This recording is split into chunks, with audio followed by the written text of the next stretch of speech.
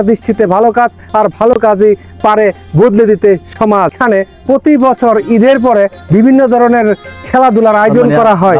কি কারণে? এবং সমাজ কল্যাণ সংগঠনের পক্ষ থেকে সকলকে ঈদের শুভেচ্ছা জানাচ্ছি, ঈদ মোবারক। তো আমরা সংগঠনের পক্ষ থেকে, আপনারা ইতিমধ্যে জেনেছেন যে আমরা সংগঠনের পক্ষ থেকে প্রতি বছর ঈদুল আজহার পর দিন আমরা এই খেলাধুলার আয়োজনটা করে থাকি।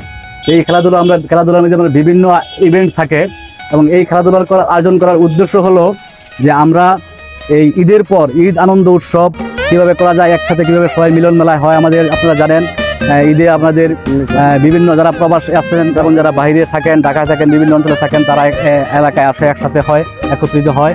তো সকলকে নিয়ে যাতে এই ঈদ উপলক্ষে সকলে যারা বিনোদন দেওয়ার জন্য, মনোরঞ্জন দেওয়ার জন্য আমরা গাবতলী সংগঠনের পক্ষ থেকে এই খেলাটি আয়োজন করে থাকি।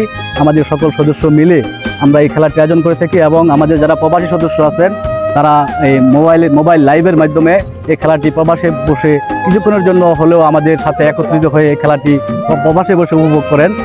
আর বিশেষ করে আমাদের এই অঞ্চলে যারা আছেন, গ্রামবাসী যারা আছেন, সকলে অত্যন্ত উৎসাহ উদ্দীপনার মধ্য দিয়ে আমরা দেখেছি যে এই খেলাটি উপভোগ করেন।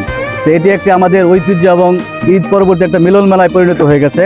আমরা পরবর্তীতে আপনাদের সহযোগিতা নিয়ে পরবর্তীতে প্রতি বছর ঈদুল আজহার পর দিন আমরা এই খেলাটি চালিয়ে যাওয়ার জন্য চেষ্টা করি। 70 জনের মতো সদস্য আছেন, প্রবাসে আছেন এবং দেশে আছেন। এই সদস্যদের মাধ্যমে আমরা এই খেলাধুলা সহ আরও যা সামাজিক কর্মকাণ্ড আছে, এই সকল কর্মকাণ্ড আমরা সদস্যদের অর্থের মাধ্যমে, সদস্যদের মাসিক চাঁদা এবং নির্ধারিত চাঁদা, এগুলির মাধ্যমে আমরা অর্থ সংগ্রহ করি। আমরা এই বিভিন্ন সামাজিক কর্মকাণ্ডগুলি করে থাকি।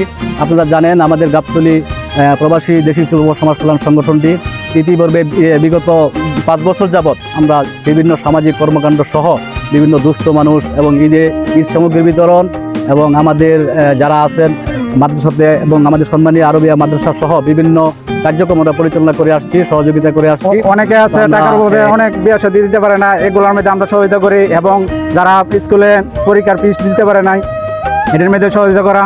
চোখ দিয়ে আঁশ ধরা, দ্বিতীয় হলো গিয়া টায়ার শক্তি পরীক্ষা করা টায়ারের মাধ্যমে দিয়া।